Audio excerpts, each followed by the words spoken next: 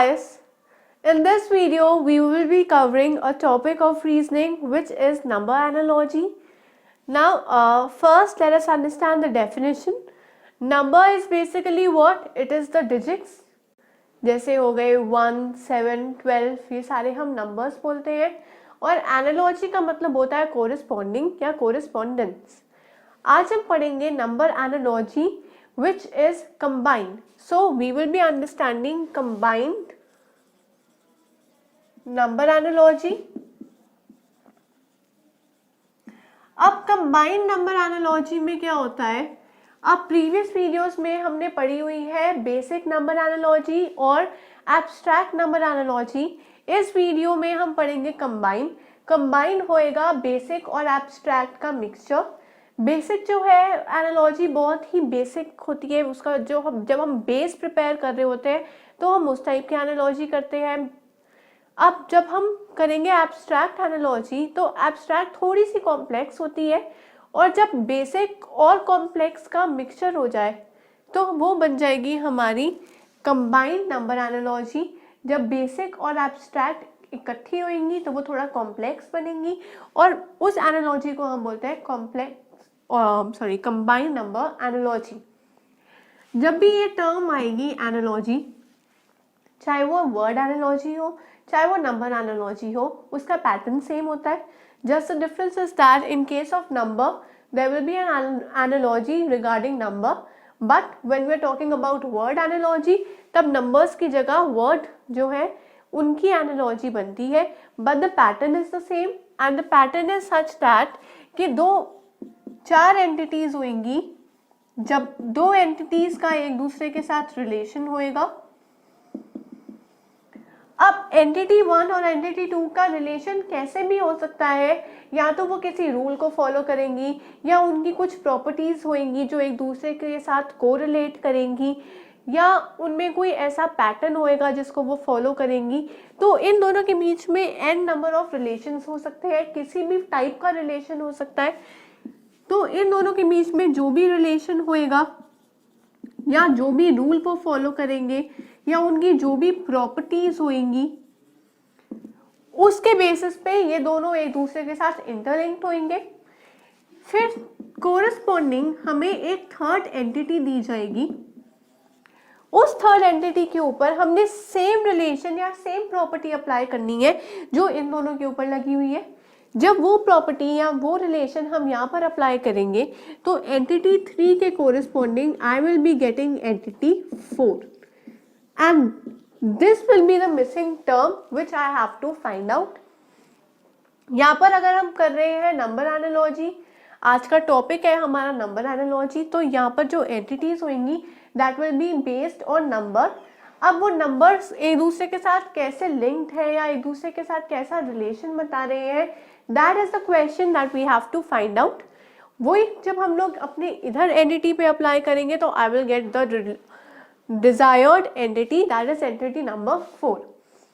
हर analogy का question इसी concept के ऊपर बेस होएगा जहाँ पर 4 आइडेंटिटीज होंगी. एक identity we have to find out, दो एंटिटीज के बीच में relation we have to find out, accordingly we have to apply that relation over here in order to get entity number 4. Now this was just the explanation. Now let's quickly get to the practical part. So let us begin with the questions. Now my first question over here is कि 121 और 12 के बीच में there is some relation. I have to find the relation between them. वही relation जब मैं यहाँ पर अप्लाई करूँगी तो I will get my corresponding answer. अब 121 और 12, जब भी 121 मेरे को दिखेगा मेरे दिमाग में one thing will strike at the first. That one thing is that 121 is a square of 11. This will be the first thing that should hit our mind. और वो कब स्ट्राइक करेगी? ओनली व्हेन आई नो कि मेरे numbers के squares क्या है और मेरे नंबर्स के क्यूब्स क्या हैं. So as I've always said that we should always remember the squares of numbers. That squares of numbers are from 1 to 30 and for finding the cubes, that cubes should be from 1 to 20. These two things should be by heart, and if these two things are clear and we've learned these two, तो हमें ये question solve करने में बहुत आसानी होगी. Why? क्योंकि most of the questions are regarding squares and cubes. अगर मुझे पता है कि 121 किसका स्क्वायर रूट है, दैट इज 11 स्क्वायर रूट, तो मुझे पता है कि 11 के बाद 12 आ गया. यहाँ पर रिलेशन क्या बना कि एक दिया हुआ है मुझे स्क्वायर, वो बन गया x का स्क्वायर, और दूसरा है x प्लस 1. यही रिलेशन आया. अब x जो है वो 11 है, 11 का स्क्वायर इज 121 और 11 प्लस 1 इज 12. ऐसे ही अगर मैं रिलेशन यहाँ पर अप्लाई करूं तो मुझे क्या दिखेगा कि जो स्क्वायर है वो क्या है 25 है 5 का स्क्वायर, x मेरा आ गया 5. Here x is equal to 5. और अगर मुझे उसका कोरिस्पॉन्डिंग रिलेशन ढूंढना है या एंटिटी 4 ढूंढनी है, तो मैंने क्या रूल देखा यहाँ पर कि x को अगर मैं +1 कर दूं तो मेरा कोरिस्पॉन्डिंग रिजल्ट आ जाएगा.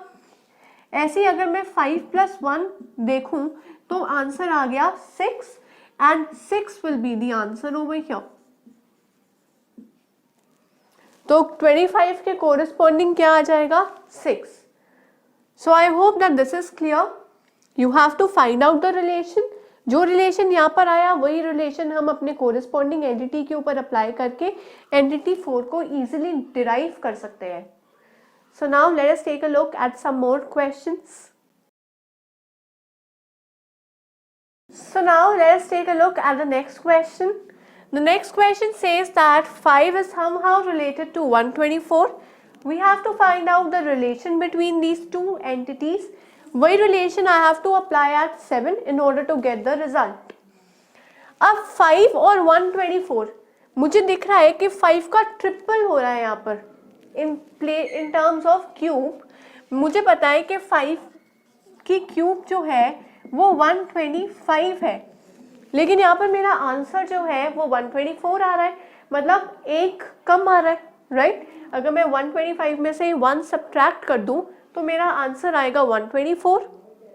That can be one of the relationship that x cube is 1 and then this is x and then x cube minus 1 is the answer, right? So x cube is 125 and 125 minus 1 will make it 124. This is the desired pattern. मुझे पता लग गया ये relationship है. ऐसे इधर x is 7 और 7 की क्यूब जो है वो होती है 343. अब क्यूब में से अगर मैं 1 सब्ट्रैक्ट कर दूं तो मेरा आंसर आएगा 342. This will be the desired answer. जब भी पता लगे कि एक छोटा नंबर है और एक नंबर उसका स्क्वायर हो रहा है या उसका क्यूब हो रहा है, तो वो उसके आसपास का रिलेशन ही होगा.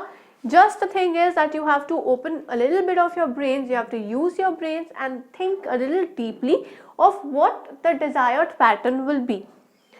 So this is how reasoning plays a very important role. Why? Because it helps you to take decisions effectively and efficiently. Here, just because of decision making, I am able to get the desired result. अगर मुझे decisions देने ही ना आए या अगर मेरी reasoning skills इतनी अच्छी नहीं हो तो मैं रीज़न ही ना कर पाऊँ कि 5 से 124 कैसे चला गया या इन दोनों के बीच में रिलेशन है क्या. सो all this comes with practice. So practice more questions.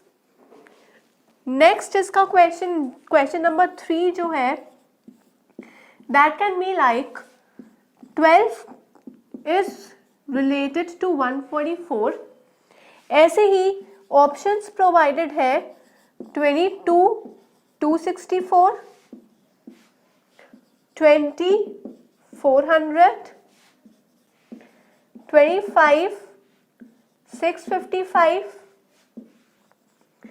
and 13 164. 4।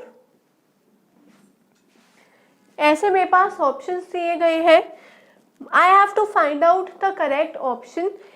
Again I have to see कि 12 और 144 में क्या रिलेशन है। अगेन अगर मुझे स्क्वायर्स पता होंगे नंबर्स के, तो मुझे पता है कि 12 का जो स्क्वायर है दैट इज 144। 12 स्क्वायर इज 144, मतलब यहाँ पर x है और यहाँ पर x का स्क्वायर है, ये रिलेशन आ गया। इधर x 22 है, क्या 22 का स्क्वायर 264 है? No, that is wrong. 20 का स्क्वायर 400 है, right, this is my answer. क्यों? क्योंकि x इधर 20 है और 20 का स्क्वायर जो है वो 400 है, तो 20 और 400 मेरी इस रिलेशनशिप के साथ बिल्कुल मैच कर रही है। That is my answer. So all this comes with practice. So please visit our portal that is abhyasonline.in। जब यहाँ पर आप विजिट करके रजिस्टर करोगे तो आपके पास क्वेश्चन पेपर्स होंगे, प्रैक्टिस पेपर्स होंगे। जितने उन प्रैक्टिस पेपर्स को आप अटेम्प्ट करोगे उतना ही आपके लिए अच्छा होएगा। व्हाई? क्योंकि प्रैक्टिस पेपर्स अटेम्प्ट करने से आपको अपने स्ट्रॉन्ग और वीक पॉइंट्स का एनालाइज करने को मिलेगा।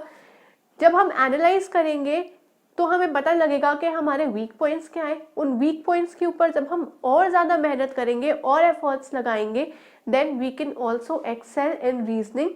और इसी वजह से हमारी जो रीजनिंग सेक्शन है that will be very strong. We will be developing reasoning power more. So my suggestion to you is to keep learning and keep practising.